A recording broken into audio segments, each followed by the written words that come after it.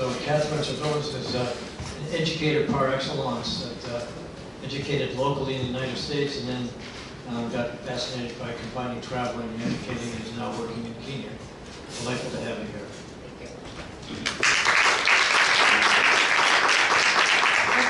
So I know I have to do this a little quickly tonight, so I cut down on some of my slides. But first of all, I just want to thank you for giving me the opportunity to talk about what has become my passion. I'm also retired, but I failed miserably at that because I run a nonprofit in Kenya, and I also take people on safari. So I wanted to start out and show you Mount Kenya, which many of you, from what I'm hearing, have been to East Africa before and will recognize that this is on the equator, snow-capped. And at the base of it sits a small farming community, and this is where I have affiliated myself. After I retired, I knew I wanted to give back, and I knew I wanted to give back in Kenya. I had lived there and taught school there for 3 years, fell in love with the people, the wildlife, the culture, etc. So in 2009, I contacted the company whom I work with and just said, do you know somebody in education that I could talk to and see what kind of help we could assist them in? And so they put me in touch with a wonderful educator by the name of Jeffrey Caribou, who is the head teacher, which is like the principal at a small rural school. It goes from grades preschool all the way through grade 8. And I sat down with him in 2010 and I just said to him, how can we help? How can I help? At that point it was just me. And he set up a priority. Let me just go on to this next. This is not going. Can you? Okay, so he set up a priority list of things that he would like to have done, and that was in 2010. So we started out small. I would bring my safari groups, we would go to the school, we would bring suitcases full of school supplies. I had no idea where this was going to go. And I looked at his list the first time I sat down, and I'm looking at millions of shillings of things that he wanted to have done, and I thought, oh my goodness, what have I gotten myself into? I thought I was way over my head. And yet, since 2010, it is absolutely amazing from generous people here in the States what we have been able to accomplish at this school. Now, this is a government school, and basically what that means is the government provides a shell of a building. No cement on the floor, it's all dirt. They may have openings for windows and doors, but there are no windows and doors. It's so basic. And so one of the first things that he wanted to do was, first of all, provide scholarships for students who graduate from 8th grade, because at that point, they have to pay for a secondary education. And so then, along with that, we're talking about cementing floors, putting windows and doors in, and I thought, oh my goodness, how am I ever going to get this done? So I pulled together a team of people, and we actually decided that we were going to write the nonprofit the status, the application. So it took us about 13 months. We decided we're not going to go see an attorney and pay $5,000. We can do this ourselves. And we started out, first of all, we had some evidence, because back in 2011, we started pen pals. I started with my high school, a couple of rounding troops. We now have over 130 pen pals in the school. We started a scholarship program back in 2012 with one student. That student just graduated this last November, and he's now attending university. And currently, as you can see, we now have 21 scholarship students whom we're supporting. We established a library in 2013, and in 2014, I have to go back a little bit. In 2013, we became an official nonprofit, a 501(c)(3). After 13 months of writing a 72-page application to the government, we became official. I now have a 7-member board, and you'll see that a little bit later.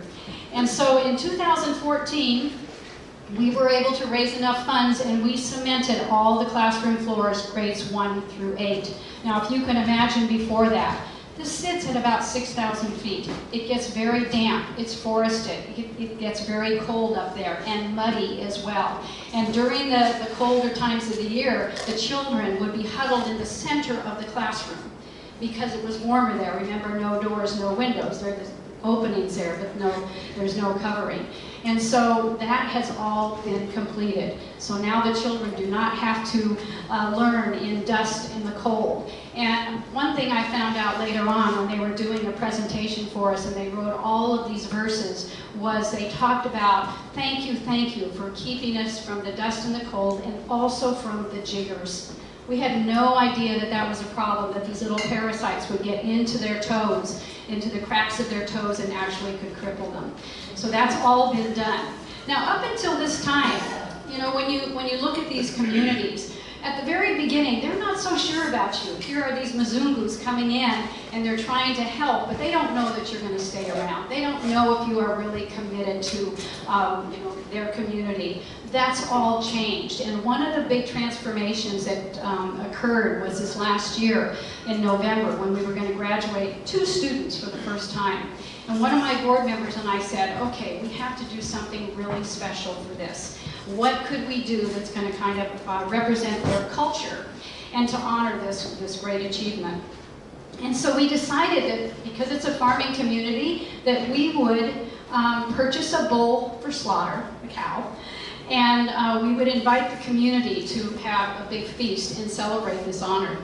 And so we contacted Jeffrey and we put it together within 24 hours and he said, I think we're going to need 2 bulls. And so what I'm going to show you on the next few slides, I'm going to show you that feast that occurred and then I'm going to take you through my meeting with Rotarians in Kenya and then also some of our graduate students. So just to go through a few more of these things that we've been able to accomplish. We started a Keep Girls in School project, providing sanitary napkins so girls don't miss a quarter of their education.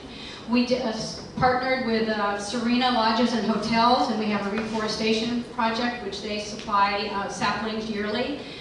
Windows and doors were installed in 2015. STEM, science, technology, education, and math.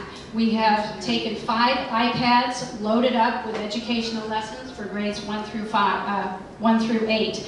You may say, okay, but what about electricity? We have one classroom where the library is that actually has electricity so they can recharge those. On this last trip, we actually brought them a projector, and you'll see photos of this in just a minute, and one of our board members actually did their very, very first PowerPoint. So we have partnered with Dress a Girl Around the World, and we take these little handmade dresses. We've done 2nd grade, kindergarten, and preschool. We have partnered with Global Grins. I've taken over 1,000 toothbrushes. So far, we started our first Wildlife Day. We've taken children on safari, the top performing students in grades 1 through 8, 3 top performing students. Some of them had never ridden on a bus before, and they got to go on a day of safari. We just did that again this June. And then the community feast, which I just mentioned, and we completed the classroom floors in the kindergarten and preschool after that feast. In 2016, so far, we have completed a walkway that connects the classroom floors, and we currently support 21 scholarship students. Okay, let me see if this will work. Oh, there we go. Okay, so here are our goals for 2016. We are currently working with Rotary International to pursue a global grant to provide student toilets and staff toilets. Right now there are outhouses, which you're going to see in the next few slides. We are going to wire the entire school, have electricity throughout the school. STEM projects, we are going to continue an internet connection. The scholarships will continue, and all the other projects that we have in place, we will continue with. So this is a picture of one of those wildlife days. This is the walkway that was done just recently.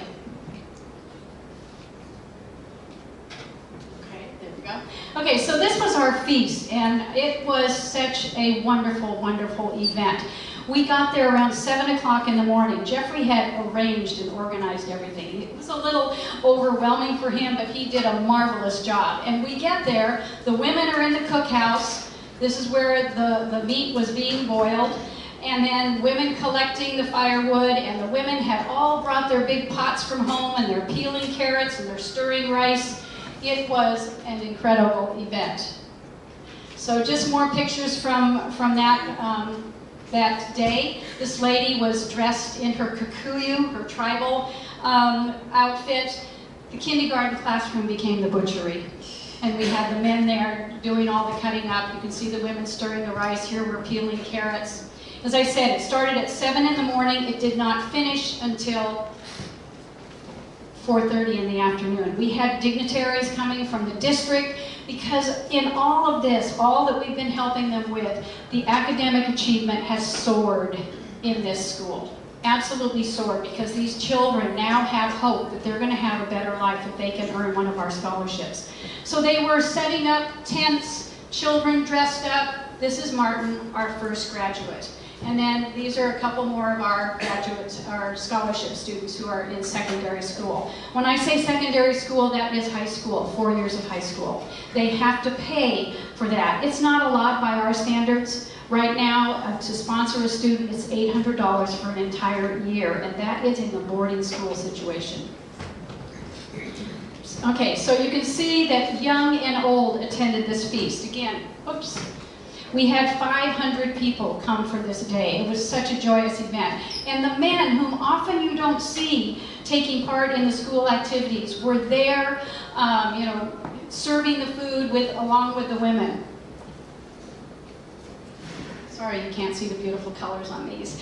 There was dancing going on. The women got up and challenged all the women to get up and dance before this could be finished. We had this girl over here doing poetry. Martin, who again is our first graduate, taking photos of the event. Come on.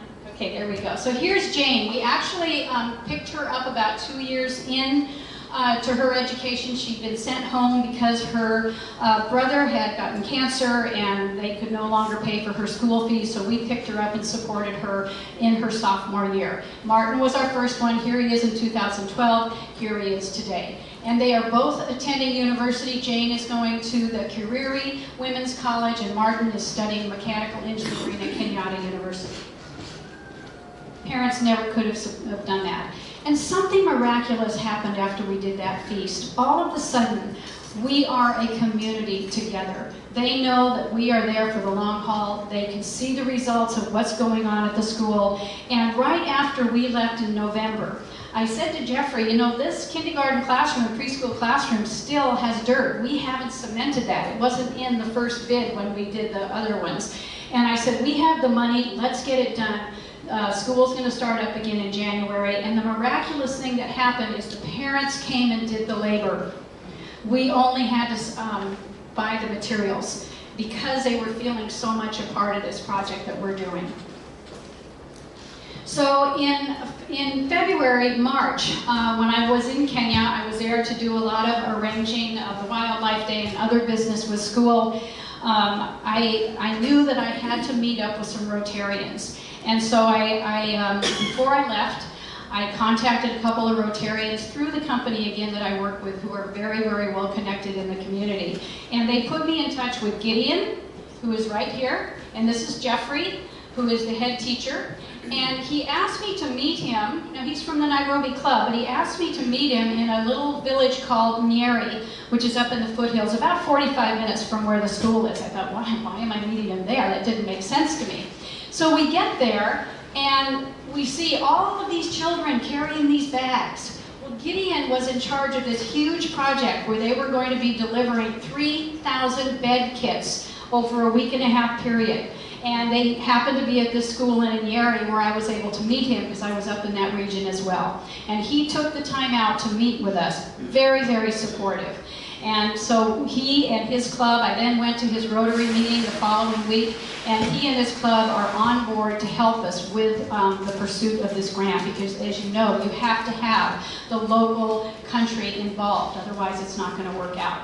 But we still had another challenge, because Nairobi's about 3.5 hours away from where our school is, and we needed to get a more local club involved as well. So I was back again in June, and in the meantime, I now had contacted the club in Nyeri, and if you will look over here, you will see that I am presenting them with your banner. When I was here before, I was given your banner because I came to 2 of your meetings, And so I presented it to the club in Yeri along with the one from Elk Grove. And they also are on board to help us out. And I have to tell you, this one lady right here was so passionate as she talked to us. She said, you know, I was raised in this area. I understand the importance of the project that you're trying to do here. She said, I will go and do hygiene education for you because it's important that these children understand the cleanliness that goes along and the sanitation if you're going to be building bathrooms. They don't even know how to use these toilets. Do we stand up on top of the seats? What do we do? So she's willing to be a part of this journey that we're on. So this is the proposal. I had Jeffrey get to a draftsman, and we also have put the bids out. We've gotten 3 bids on the proposals. This is what the student bathrooms are going to be like. This is what they have currently. Can you imagine? 330 children. So this is the proposed teacher toilets as well. And on this last trip, this is my grandson, 7½, who went on this trip because he's very involved with his class being pen pals, and they purchased solar lights for the children in that class. Here he is taking that long walk out to the teacher toilets to use. So this is just the STEM project that I mentioned earlier. This is Dr. Faisal, who is a local UCD doctor here, who was giving the first ever PowerPoint presentation all about dental health, dental care. And afterwards, you can see the children who are filing in to listen. She did about 3 different sessions, and 2 girls wanted to follow up and ask her some questions. This is a very, very beautiful, lush environment. Again, it sits on the base of Mount Kenya. Growing seasons are continuous, so these people do not go hungry. And now, when we walk through the village, we take walks through the village, there's always these wonderful, warm welcomes, people wanting to stop and talk to us. The 2 women right here are Martin's grandmothers that we met along the way. You could see the woman in the cornfield is waving to us as we go through. That didn't happen when we did our first village walk in 2014. Not in all the houses. Now it's all the houses. So this is my son and my grandson again being welcomed, just a little girl. She was not quite sure, what are you guys? Here's just a picture of some of our current scholarship students. Somebody was asking me earlier, do they still wear uniforms? Oh yeah. Not only the elementary, but also the secondary students as well. So scholarship students returning to Rotary, some of them come back and help plaster walls. They're very, very involved. And many of our sponsors and our board members who support students have met those students. This is my sister and I support Winrose, and Dr. Faisal has 2 girls. She was there with her daughter, and she supports these 2. All of my board members, all 7 of them, have all been at the school now. We are very, very involved in the school and in the whole community. So this, when I was there in March, Jeffrey and I went and surprised Lydia at her boarding school. She didn't know we were coming, so this is Jeffrey with Lydia. And just some precious moments. This is from my last trip. I was there the whole month of June. This is Dress a Girl Around the World, and also one of my travelers brought 32 BB babies. Oh my gosh, they were so excited. And this is little Sandra, who happens to be my grandson's pen pals for 1.5 years now. He's only 7, she's now 7. She's trilingual, speaks Kikuyu, Swahili, and English. And I just thought this was such an adorable picture. This is a preschooler. We walked into the class and he was leading a lesson on how to sound out words. Plus at, mat. And he would then have the group say it back to him. 4 years old. Love the socks. And this was at our Wildlife Day in 2015. Ephraim and Emma. We're almost finished. And kids just being kids like they are all around the world. And this is my board members. We go from my niece, who's only 26, all the way up to the older ones and in between. So it's sustainability. And the last thing I wanted to show you is just we are on social media. We have a website. You can locate it at either irurikarota.org or ipskids.org. Karota is the Kikuyu word for meaning to hope or to dream, and that's what we've been able to do. Iruri, the Kikuyu word, the name of the school, actually means a place of a salt lick. We are also on Instagram, we're on Facebook, and we've just started YouTube. So do you have any questions? I did pretty well, didn't I? All right. Bill Wagner is going to come up and introduce Xuan Lee, who just has a few things she wants to say. Now, we want to thank Bill for everything he's done. I got you a 100-year foundation pin. So I wanted to put this 100-year foundation pin on you and thank you for what you're doing with the Global. All right, very good. So there's a treat for you still to come tonight, and please be patient about the length of the meeting. I want to tell you just briefly about the district scholarship program. This year, as I mentioned before, we awarded $120,000 in scholarships to 3 individuals to study in master's programs in one of the 6 areas of focus that Rotary has. These are very competitive scholarship programs, and one of our speakers tonight, Xuan Lee, is one of the recipients of one of the scholarships. Her scholarship is funded by the donations that each of you make. So as you think about writing your annual check to the Rotary Foundation, you'll be able to visualize where is part of your money going. In addition to that, there was a very prominent attorney in North Highlands about 25 years ago. On his death, he donated a significant amount of money to the Rotary Foundation in Evanston, and the earnings off of that have been going to fund scholarships, and it goes on into perpetuity. And so Xuan Lee gets part of her funding from the John Cole Endowed Scholarship Fund. John Cole was the name of that warrior. And then part of it is coming from our district, and part of it is coming from the district in Chicago, where her medical school is located. One of the things that I was attracted to in her application was her story about working in the cotton fields in China when she was a young child. So I want her to tell you her story. Please give a warm Fair Oaks Rotary welcome to Xuan Lee.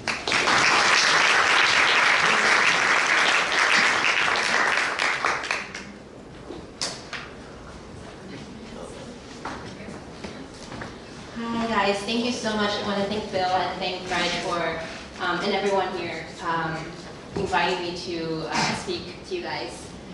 So I have to go fast because we don't have too much time, but so I want to talk to you. There. Okay, so a little bit about what I'm going to be doing. So just like Bill said, I'm very fortunate and very happy that I received a scholarship from District 5180 in the district in Chicago. So I will be, because I study medicine at Rush Medical College in Chicago, I want to focus what I'm going to be doing this year in, I guess, 2 of the area of focus of Rotary, which is disease prevention, treatment, and maternal and child health. Because I am very passionate about obstetrics, because I want to become an OBGYN when I finish medical school in residency, and I'm very passionate about public health, so I want to work abroad in an international setting, more of like a social setting for improving medicine.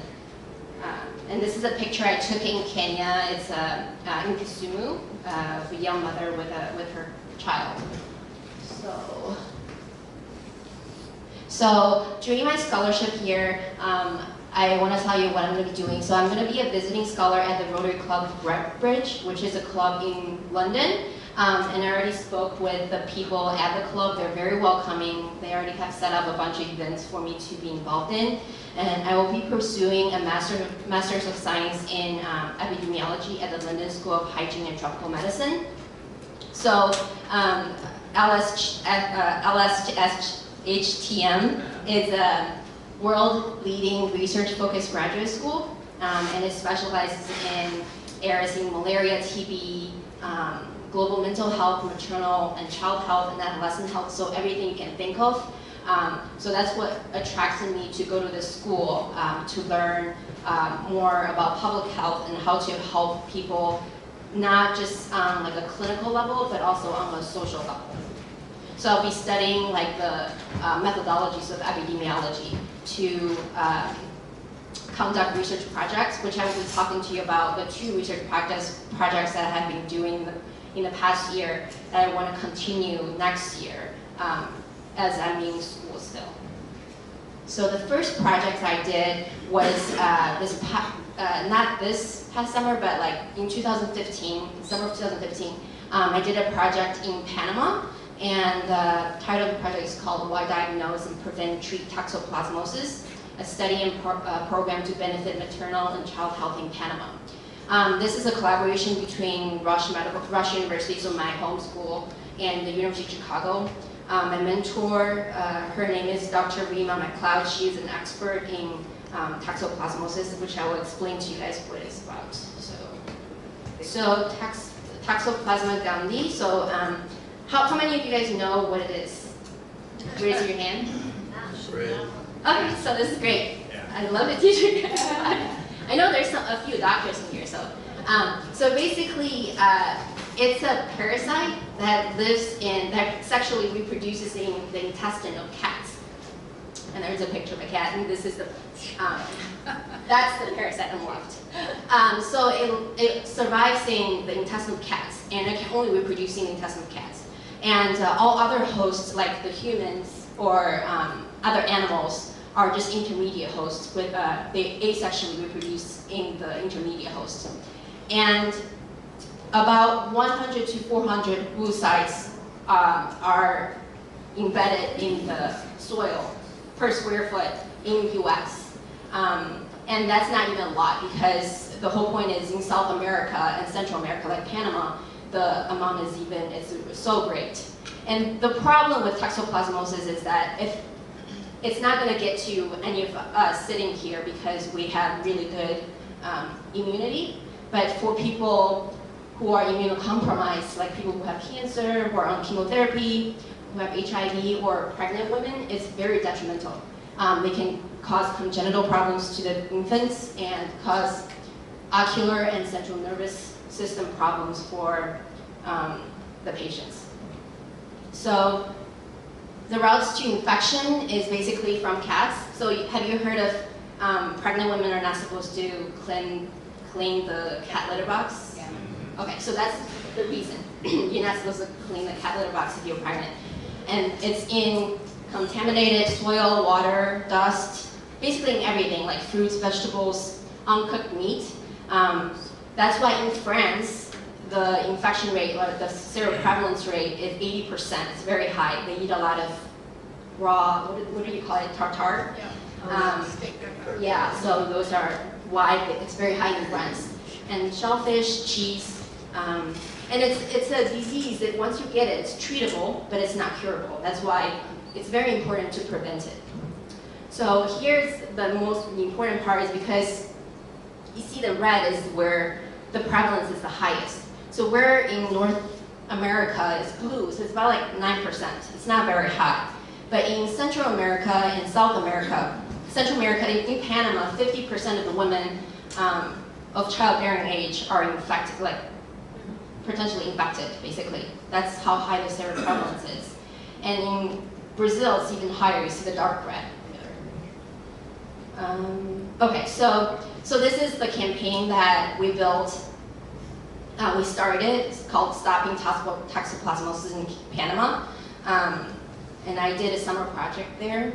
And so what, I only stayed like about 3 weeks there, so it was not that long. But with my mentor, Dr. McLeod, we built these pamphlets.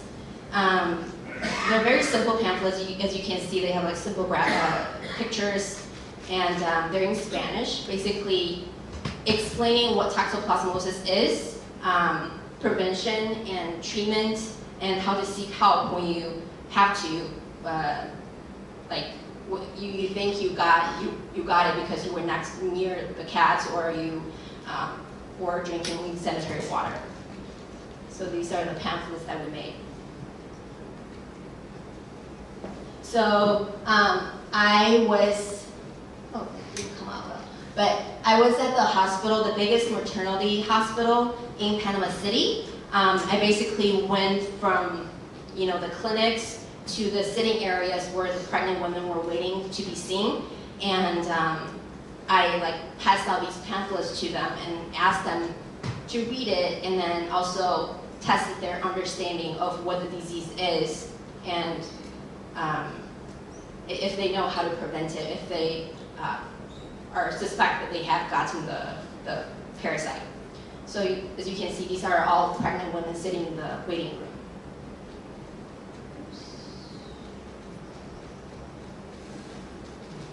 So this diagram basically shows you the farther you are along the gestational age for a pregnant woman, the worse the outcome is for the infant. And it's really horrible. I've seen these newborn infants, they're in the NICU, in the new intensive unit. They have, calcified brain, and they have ocular plaques that they eventually, they get blind. They're blind from it, and a lot of neurological problems from it. So, okay. So this is the part which is very important, the screening part. It's very important during pregnancy because what I just explained to you guys, because of the high transmission rate to the fetus in Panama. What we want to do is to test for the antibody in the mother first. The earlier is better. The earlier it's detected, the earlier it can be treated. So I mentioned earlier that in France, the prevalence is very high, like 80%, but they mandated monthly screening for seronegative pregnant women during their pregnancy, so the seroprevalence rate has significantly gone down since.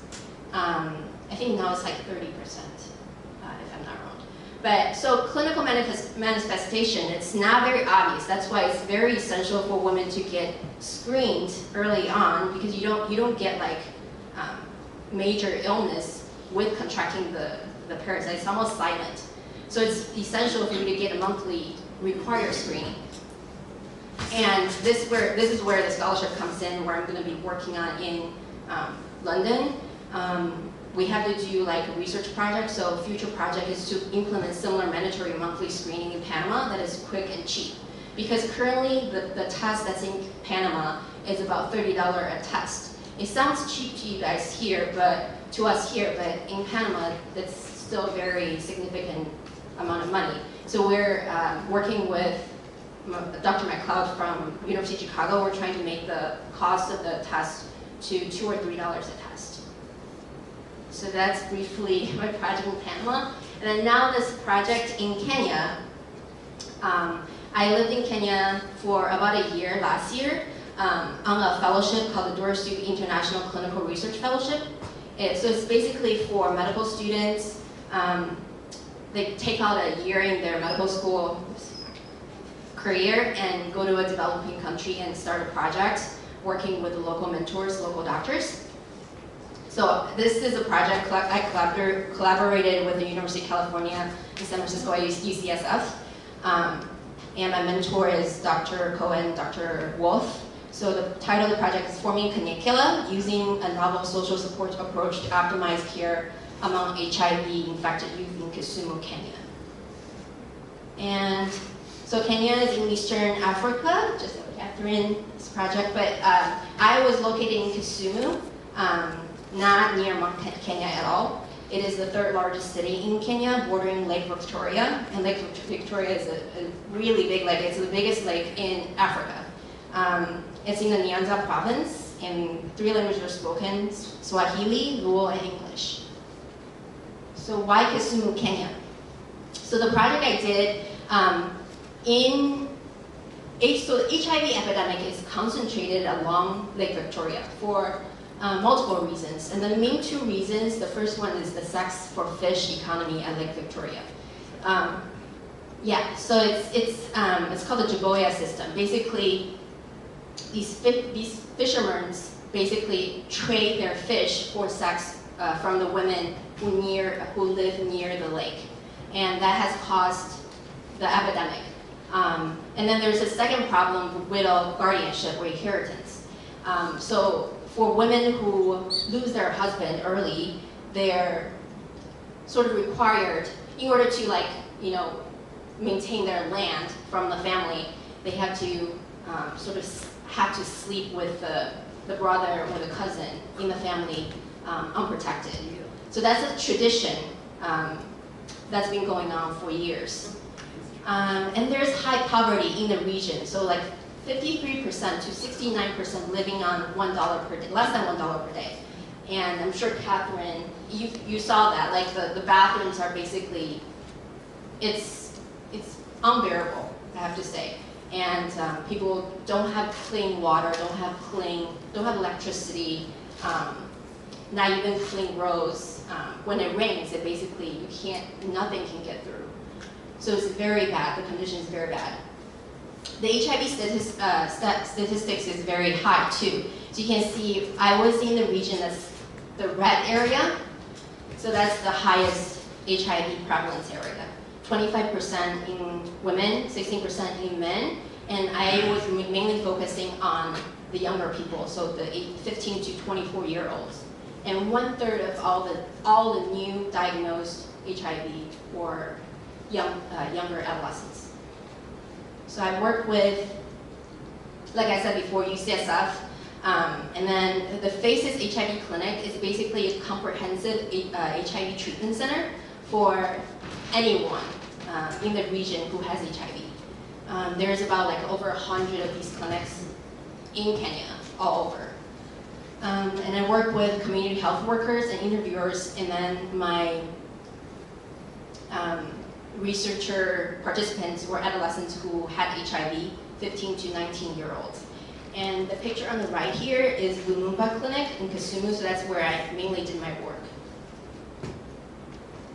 And this is a couple of the other clinics that I saw the adolescents who had HIV. The first one is Tugane on the top here, left, and then this is Lumumba.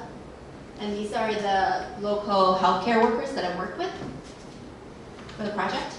So, so why adolescents? So adolescents bear a large burden of HIV epidemic worldwide. And about 80% of it is in sub-Saharan Africa. And Kenya has a major component contribution to the 80%. And there's very unfavorable retention medication adherence rates versus the adult population. And in the region in Kisumu, 50% of adolescents who have HIV on the antiretroviral therapy had missed at least one of their clinical appointments. So that's really bad. Once they fall out of care, they don't go back, and their viral load goes up really high. They start getting all these other symptoms and other, co-infections like TB. So I mentioned about the high prevalence. So it's in the region that I was in, Kisumu is about 3 times higher than the rest of Kenya. So the project background. So basically, we wanted to form this Kenyakela. It's a Luo word for togetherness or a club. We wanted to form this Kenya Adolescent Micro Clinic. And so medication for HIV positive individuals in Kenya is not hard to get. But the problem is with the adherence. Many people have the medication to treat their HIV, but they are very not adherent because of stigma and because they have to take medication in secrecy. It's very, very, if you have HIV, if you say you have HIV, it's very badly wrapped in the region. So we wanted to use a therapy management collective comprised of a small group of HIV-infected adolescents, and they get to choose their friends or relatives, and then we'll have community health workers and doctors and therapists to form this microclinic, which they get support, social support, and they get reminded of their clinic appointments. They get reminded to take their medication, and they get help, advice of school problems or other like, illnesses or other health issues that they have. So the project that I was working on was mainly to identify the most idealistic characteristics of the support, for their support in the microclinic, and what kind of barriers they have in maintaining treatment. So the future project that I wanted to continue to work on while I'm in London is to employ the microclinic intervention against a control group to see the difference in healthcare retention outcome. So it will become a random control trial. So the method, so basically what we did was we had 31 interviews with these adolescents and just asked them what they envision their ideal support group system is like and how do they want their microclinic to be built. And then we had 2 focus groups as well. So these are more like discussions among the adolescents on the similar questions, like what do they envision themselves to have in this microclinic for social support. And so we recorded these interviews and transcribed them and analyzed them using a software. So these are like the preliminary data that we had basically on the characteristics of the participants in the microclinic that they want people to participate in to help them. So they want people who are highly trusted and highly respectable and dependable. They want people who are, it was surprising that it didn't matter if the relationship they had with this individual was for a long period of time or short period of time, or if the individuals lived close to the person or not. All they wanted was for their status to be anonymous. They didn't want to be the other person to know that they're HIV positive. So they didn't want to include their classmates or teachers or neighbors into the clinic, into the microclinic. And then they wanted to meet somewhere that's like non-clinical. So like in someone's house or in an area like a sports ground. And they're interested in relationship advice, health education, hygiene, and nutrition in these microclinics. So it doesn't have to be about HIV because these individuals, once they know, like once people around them know that they have HIV, they start locking themselves. It's really hard for them to even ask basic questions to their like friends, to their family members, and to their teachers. That's why these microclinics will be helpful because they can ask all sorts of questions in the clinic. And they're interested in other skills like financial education, computer classes, and table banking. And wanted to meet once weekly or bi-monthly to discuss these topics. So this is a picture of me and the people that I work with, the community health workers that I work with at the World AIDS Marathon. So we ran the marathon in Kisumu, and the money all went to the clinic, the FACES clinic. And this is the last slide. So this is the beautiful sunset in Lake Victoria Lake. It's gorgeous there. Yes.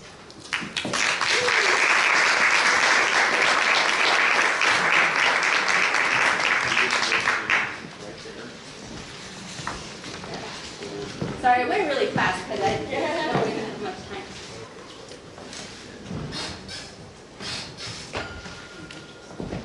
Just a little bit to go.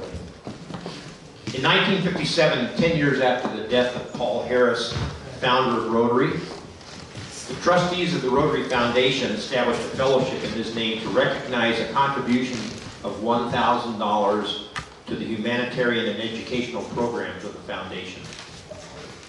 Over the years, they broadened the reach of the fellowship to allow a $1,000 donor to designate someone else as a Paul Harris Fellow, typically for living up to the ideals of service and generosity embodied in Rotary's motto, service above self.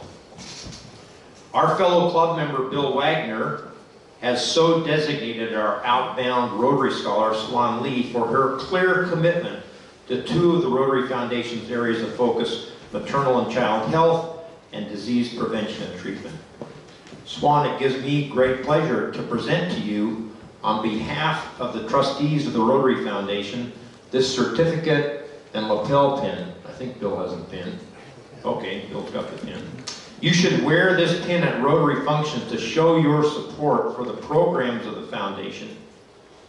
Please accept our congratulations and sincere appreciation for your commitment to the goals of the Rotary Foundation. Ladies and gentlemen, please congratulate and recognize the newest Paul Harris Fellow.